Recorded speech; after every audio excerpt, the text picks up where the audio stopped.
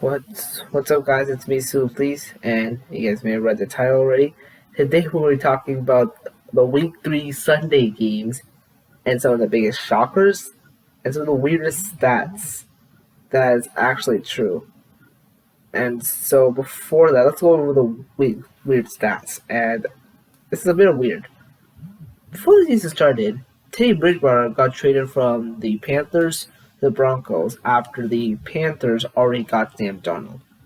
And right now, the Panthers and the Broncos are undefeated. Some people say they play easy teams, like the Panthers defeated the Saints because Drew Brees is gone. Saints are still good. They still haven't found their identity yet. And then the Broncos, they played Danny Fumble Jones. They played the Jets. They just got some easy wins so far. They even beat Trevor Lawrence the Jaguars, which they're winless. So we can't say that 3-0, the best 3-1 team yet. We still have to wait until the rest of the season.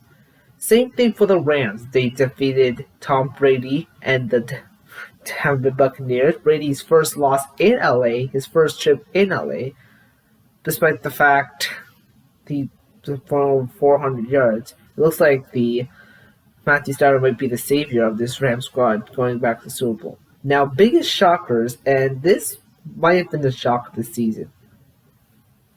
If you guys saw on Instagram, the biggest QB battle was Chiefs and Chargers. It turned out to be a biggest shock of the season. If you guys remember last year, Chiefs lost to the Chargers in Week 17. That's because they rested starters. This was a weird offense for the Chiefs because coming into this game, they were coming off a heartbreaker to Lamar Jackson and the Ravens, in which you guys may know that was Mahomes' first career loss in September and first interception in September. He had more than that. The Chiefs offense went on fumble-itis. Well, turnover-itis. They had 3 turnovers in 12 snaps, including a pick from a no-look pass, a fumble by the Cheetah, and a quiet end-of-the-layer fumble, which we will remember last week's game. We will not get to that.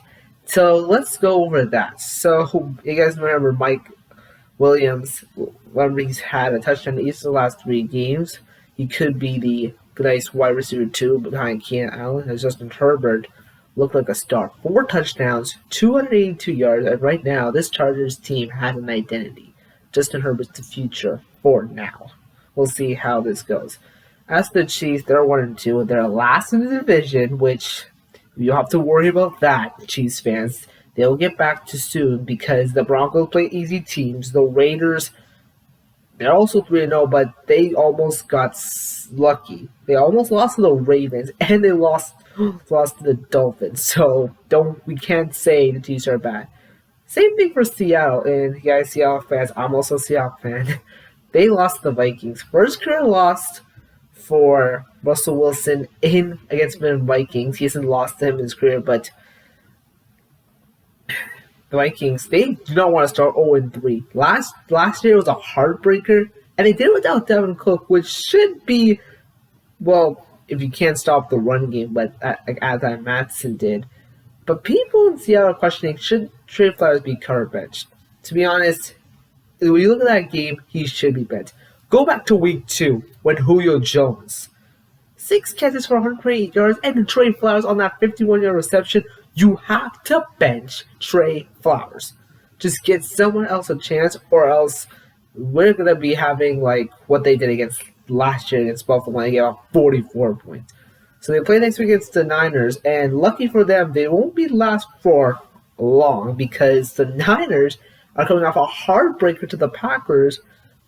After scoring a touchdown with 37 seconds to go, the Packers won thanks to Devontae Adams, who we thought he was going to be up for a while.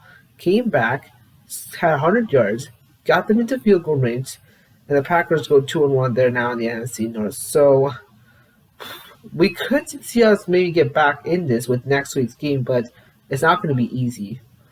Because Russell Wilson, he has a good record against the Niners, but stats-wise, we'll see if that goes. Remember, last year, it was an injured Niners squad. This is a full ramped Niners squad, so No, it doesn't get any easier than this. And remember this: Seattle's schedule doesn't get easier. Once they play the Niners, they have to head home, and they play the Matt Stafford Rams on Thursday night football. And you guys all remember Thursday night football 2 years ago when the Seahawks were up 30-29, and Greg Zillian missed a field goal. If you guys do not remember that, it was the day where Russell Wilson threw 4 touchdowns, was sacked once. Jared Goff, meanwhile, tortured the team, threw for almost 400 yards, but still with the loss. So this could be this could be a relief for the Seahawks if they can get those wins, because you do not want to start 1-3. And Wilson, here's a stat: never lost 3 straight in his career. So let's hope this doesn't happen. We do not want another first time losing at home in overtime. First time losing to the Vikings. We don't want to have a first time losing 3 straight. No more first. That is not going to happen. Now, tonight's game is an NFC East showdown between Prescott and the high-amped offensive Cowboys versus the Eagles, who are looking like a pretty good team. But again, this NFC East is going to be pretty interesting because there's no team undefeated. The Giants are last. Washington Football Team just lost. And right now, whoever wins will just take over first place. But it's so early in the season that we can't just say they're the worst. Whoever's 1-2 is the worst team, whoever finishes last. So who do you think is going to win? Will the Cowboys prevail after a last-second field goal? Or will the Eagles' young stars continue to shine in the biggest spotlight? It's been a long time since I've done the videos, so hope you guys love it, and subscribe and like and comment. And as you guys always say, stay safe and enjoy tonight's game. This is Solis signing out.